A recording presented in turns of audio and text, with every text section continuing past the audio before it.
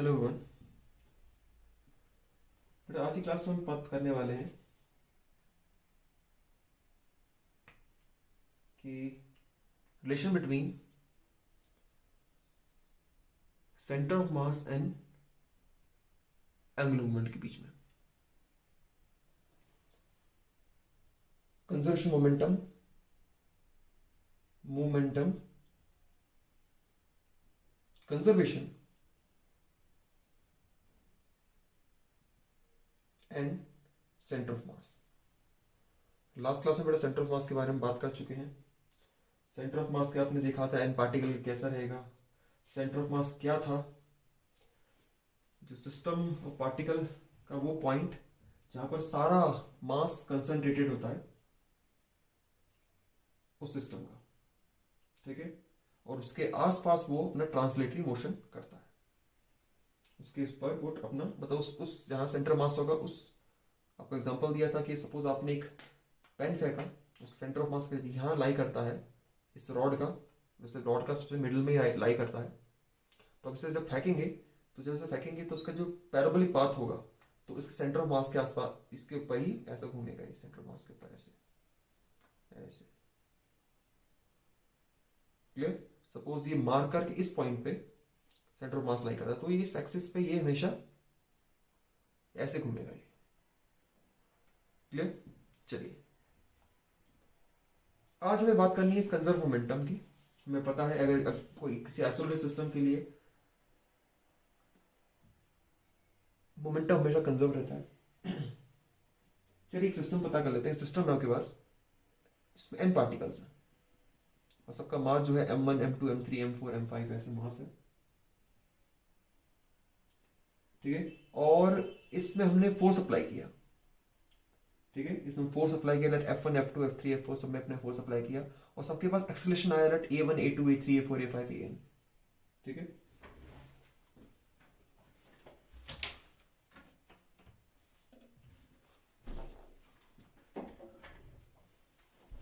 तो अगर absence of अगर एक्सटर्नल फोर्स एब्सेंट हो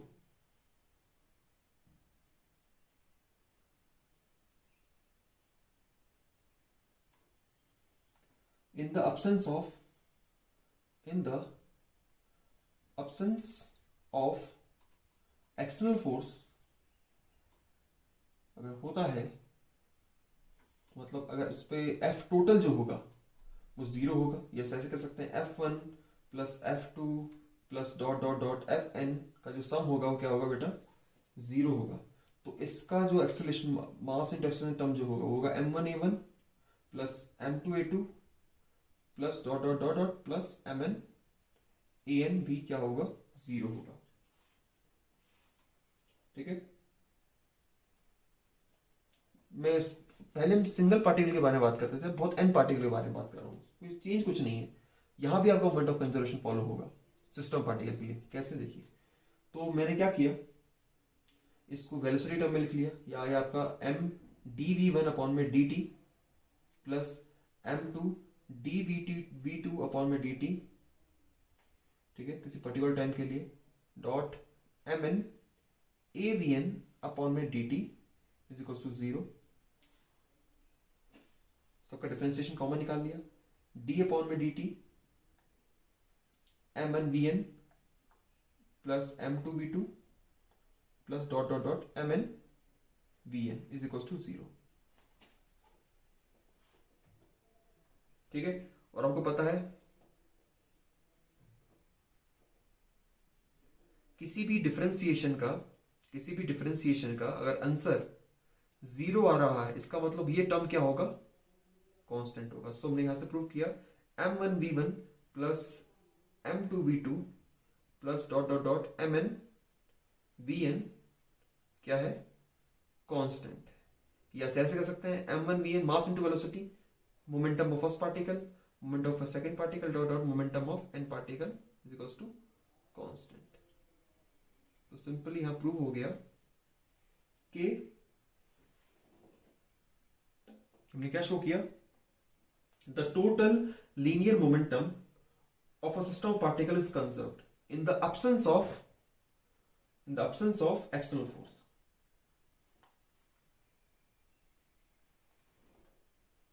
क्लियर? जो सिस्टम ऑफ नंबर वैसे फॉलो होता है उसके लिए भी आपके लिए फॉलो होगा।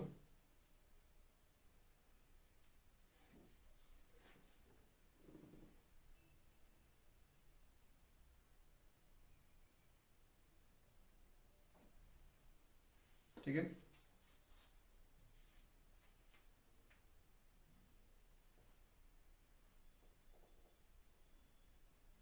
चलिए अब हम ये पता करते हैं कि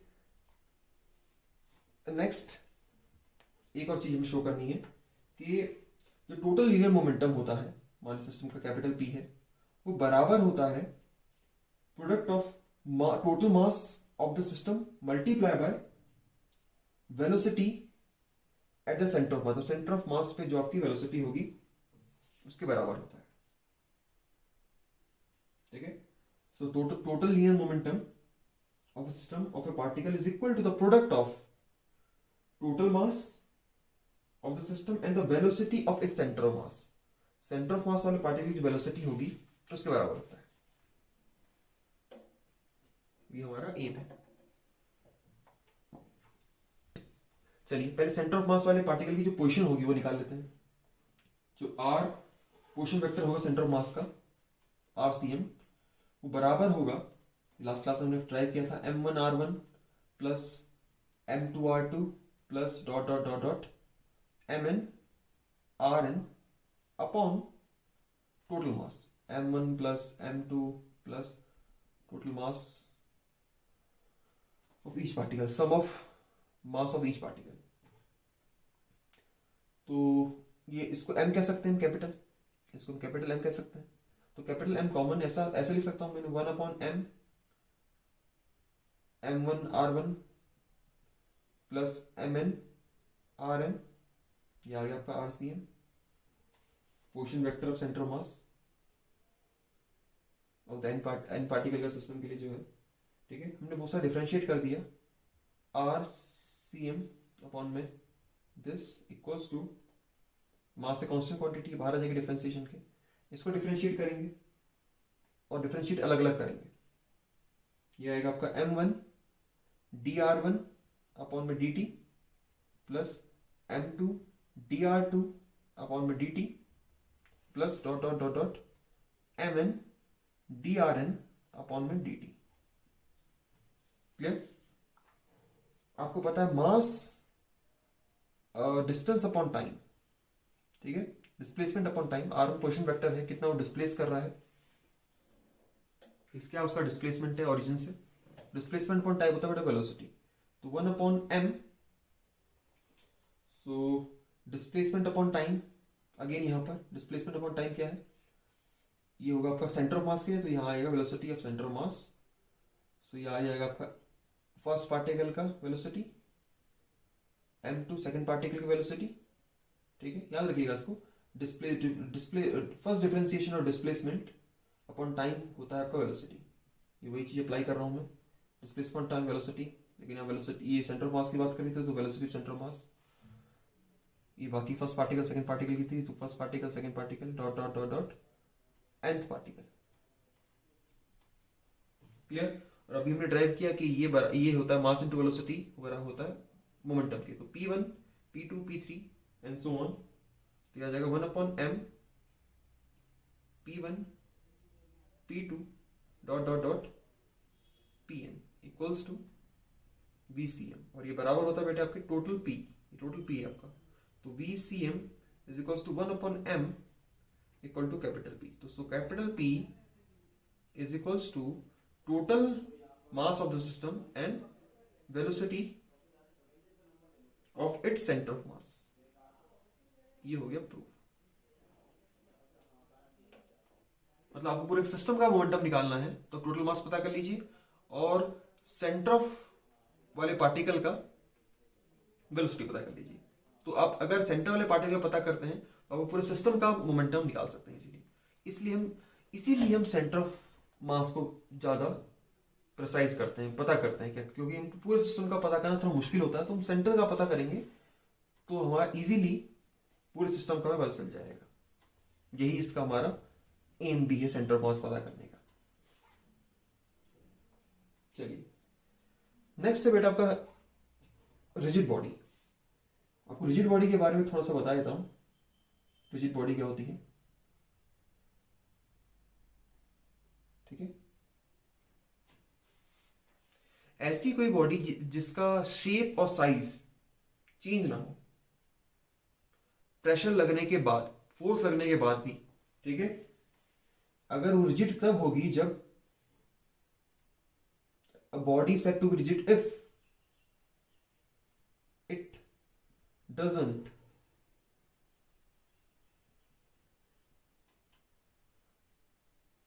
does not undergo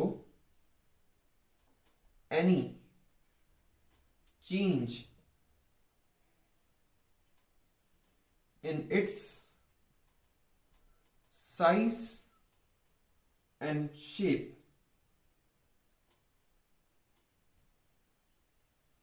कब, जब however large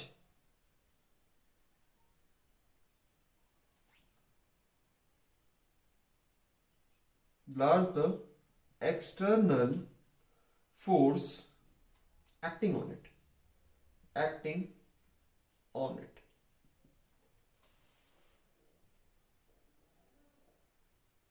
ठीक है, ठीक है। और दूसरा फॉर एग्जांपल अगर मान लीजिए ये भी एक रिजिड बॉडी है, इसको मैंने प्रेस किया तो चेंज नहीं होगा। मान लीजिए इसके दो पोजीशन ले लेता हूं मैं कि ये और एक ये। मान लीजिए ये पार्टिकल, इसका एक पार्टिकल है। जब ये मोशन करेंगे ना बेटा तो इसके पार्टिकल की रिलेटिव पोजीशन चेंज नहीं होती, याद रखिएगा, ठीक है।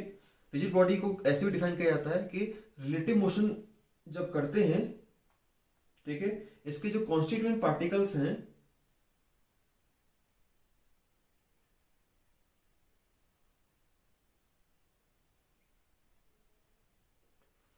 वो अपनी रिलेटिव पोजीशन को रिटेन रखें, रिटेन देयर रिलेटिव पोजीशन,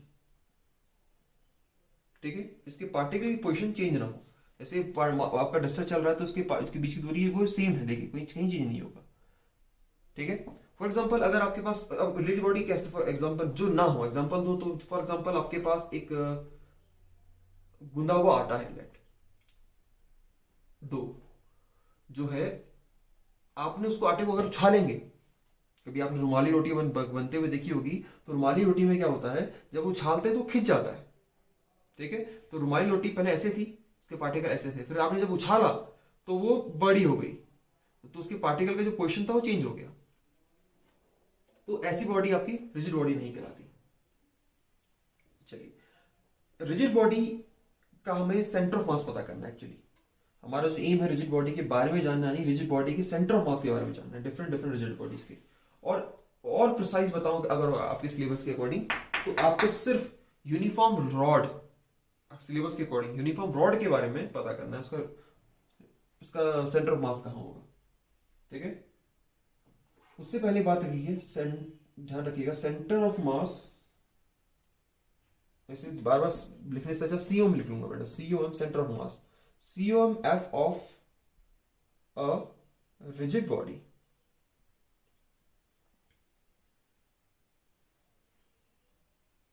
जो होता है वो दो फैक्टर पर डिपेंड करता है। पहला, उसका ज्योमेट्रिकल शेप कैसा है, दूसरा उसके मास का डिस्ट्रीब्यूशन कैसा है, डिस्ट्रीब्यूशन ऑफ मास, ठीक है।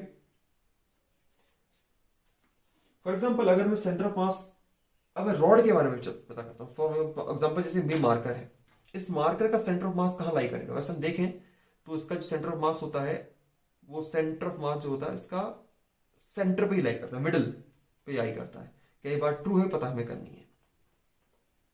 यही आपके सिलेबस में भी है, डिफरेंट और भी हैं, ठीक है। आपको एक थिन रॉड का, एक सिलेंडर का, एक हॉलो स्फीयर का, एक डिस्क का, एक सेमी सर्कुलर आर्क का, इन सब का पता करना होता है। वैसे आपको इनके सबको याद करना है,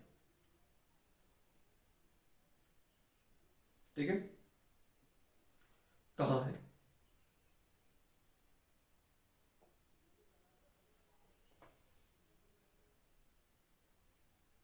ठीक है, आपको सेंटर ऑफ मास के बारे में खासी बता देता हूं। अगर आप सेंटर ऑफ मास पे अगर किसी को बैलेंस करते हैं, ठीक है, तो आपने बैलेंस किया ऐसे, और आप मोशन करेंगे अगर ऐसे, आपने बैलेंस किया और आपने मोशन जब किया या ऐसे मूव किया, तो इसके पार्टिकल का जो पोजीशन था वो ज्यादा चेंज नहीं होता, वही उसका रिलेटिव वही रहेगा। जैसे आपने थोड़ा सा मोशन कराया इसको, तो ये ऐसे ही रहा। सपोज आपके पास अगर एक इस तरह का आर्क है, लेट मैंने ये वायर से बनाया है एक आर्क, इस तरह का है, आपको लगेगा कि इसका सेंटर ऑफ मास यहां लाई करता है, ठीक है, ठीक है। इस मार्कर को देखिए, इस मार्कर को मैंने ऐसे यहां बैलेंस किया था, और अगर इसमें रोटेट भी कर देता तो ये यहीं पर ही मिलता हमें, ठीक है, ये यहीं पर ही बैलेंस होता, ठीक है। पर अगर ये देखो, आपको लगेगा कि इस आर का जो सेमी सर्कुलर रिंग है, इसका एक रिंग है सेमी सर्कुलर, उसके रिंग का यहां पर बैलेंस कर रहा है, यहां पर कर रहा है बैलेंस इसको, लेकिन अगर मूव करूंगा मैं ऐसे, तब भी यहां बैलेंस होना चाहिए था, पर ये क्या करेगा, अगर मैं ऐसे इसको ऐसे रखता तो ये पलट के ऐसे आया था, ऐसे रखता तो पलट के ऐसे आया था। इसका मतलब इसका जो सेंटर ऑफ मास है बेटा, वो यहां लाई नहीं करता, यहां कहीं लाई नहीं करता, इसका सेंटर ऑफ मास कहीं यहां कहीं लाई करता है, यहां कहीं, ठीक है। चलिए, अब कैसे पता कि हमने इसका सेंटर ऑफ मास यहां कहीं लाई करता है, इसका देखिए अब कैसे पता करते हैं। आपको मैक्सिमम सेंटर ऑफ मास जो है, जो पता करना है आपको, जो आपके सिलेबस में है, वो आपको पता करना है एक यूनिफॉर्म रॉड का, ठीक है। डिफरेंट डिफरेंट रिजिड बॉडीज का मैं चार्ट बना दूंगा, लेकिन आपको जो निकालना है, ड्राइव करना है अकॉर्डिंग टू सिलेबस, एक यूनिफॉर्म रॉड करना है, ठीक है। सपोज मेरे पास एक रॉड है,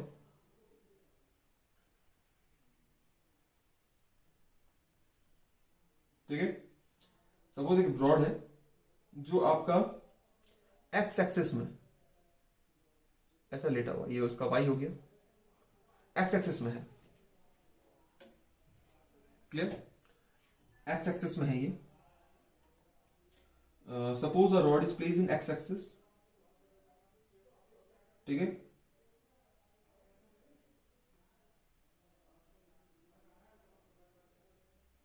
ठीक है, और इस ऐसे है, चलिए ऐसे नहीं है, इसका जो ऐसे है एक्चुअली, मतलब ये इसका लेफ्ट साइड को, इसका जो स्टार्टिंग पॉइंट है वो लेफ्ट साइड है ओरिजिन की, place on x axis with its left side, left and at the origin, इसका जो लेफ्ट एंड है वो जो ओरिजिन पे है, इस तरह का आपका रॉड है सिस्टम में, ठीक है। लेट इसका मैं एक छोटा सा एक पर्टिकुलर एक पार्ट ले लेता हूं, छोटा सा मैंने इसका एक पार्ट ले लिया, लेट ये आपका जो रॉड है वो, ये जो जो आपका पॉइंट मैंने जो लिया है, जो पार्टिकल पॉइंट जो लिया है वो एक्स दूरी पे है, एक्स एक्सिस से, और इसका जो जो साइज लिया मैंने, इसका छोटा सा एलिमेंट लिया है वो dx है, क्लियर। मैंने एक स्मॉल एलिमेंट ले लिया जिसका जो थिकनेस है वो dx है, और जो x दूरी पे है ओरिजिन से, क्लियर हो गया होगा। सपोज इस रॉड का जो मास है टोटल वो कैपिटल एम है, कैपिटल एम इसका मास हो गया, जो एलिमेंट लिया वो dx का था, और जो dx एलिमेंट था वो ओरिजिन से x दूरी पे था, ये सब इसके आपके निमोनिक्स है जो हमको यूज करने हैं डेरिवेशन के लिए। चलिए, मैं इस मास ऑफ एलिमेंट निकालता हूं, पहले मास, इस एलिमेंट का mass, mass of the small element, ठीक है, ये छोटा टुकड़ा जो लिया है हमने, ठीक है। देखिए, एक बात ध्यान रखिएगा, mass upon length multiply by length, क्या होगा बेटा, लेंथ से लेंथ कैंसिल आउट हो जाएगा, क्या आ जाएगा, मास आ जाएगा। सपोज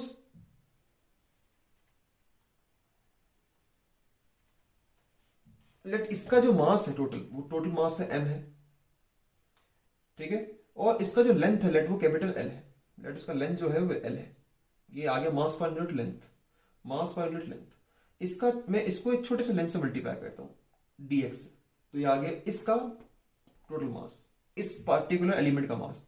ये एक्सप्रेशन इसकी तरह से देखिए, मैंने क्या किया, सपोज इसका मास था 100 किलोग्राम इस रॉड का, इसका जो लेंथ था लेट वो था आपका 100 सेंटीमीटर, मल्टीप्लाई कर दिया मैंने इसको लेट इस इतने, ये था आपका 2 सेंटीमीटर का,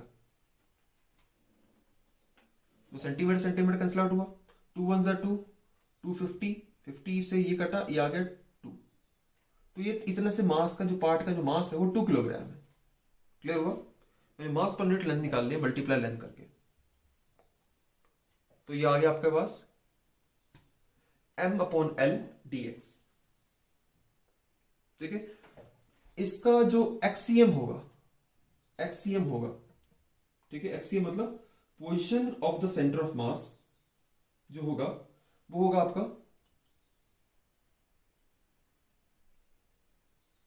1/m, आपको फॉर्मूला याद होगा, m1r1 या m1x1 प्लस m2x2, मैंने इसका मतलब मैंने हर एक, अब मैं इसके हर एक पार्टिकल्स के अंदर बहुत सारे पार्टिकल्स हैं, सबका मैं m1 इसका मास x1 पोजीशन, m2 x2 है ना, ऐसे m1 इसका m1 है लेट, इसका पोजीशन x1 प्लस इसका मास m2 इसका पोजीशन x2, ऐसे करते करते करते मैं सबका फाइंड कर लूंगा, डिवाइड कर दूंगा टोटल मास से। क्लियर, या मैं इतने से पार्ट का निकाल के इंटीग्रेट कर दूंगा उसको यहां से यहां तक, या मैं इस छोटे से पार्ट का पता करूंगा और यहां से लेके यहां तक इसे इंटीग्रेट कर दूंगा, ये पूरे का निकल जाएगा, तो वही करने वाला हूं मैं। 1/m कॉमन निकाल लिया, integration 0 to L x dm, sorry x dm नहीं x dx, यहां पर हम x चेंज कर रहे हैं। क्लियर, मतलब मैंने x1 x2 x3 x4 सबको जोड़ दिया, ठीक है, और जो आपका sorry x dm, x dm इस तरह से, यही तो फॉर्मूला होता है आपका। फॉर एग्जांपल कैसे होता है आपका, मास multiply by distance, mass multiply by distance, m1 m2 m3 m4 m5 ऐसे होता है।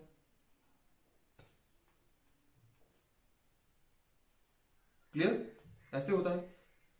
अब ध्यान से देखिए, सेंटर ऑफ मास वाले का, मैं सेंटर ऑफ मास वाले की बात कर रहा हूं, सेंटर ऑफ मास वाले की पोजीशन लेट मैंने x लिया है, और लेट इस वाले पर्टिकुलर का जो मास था वो था dm,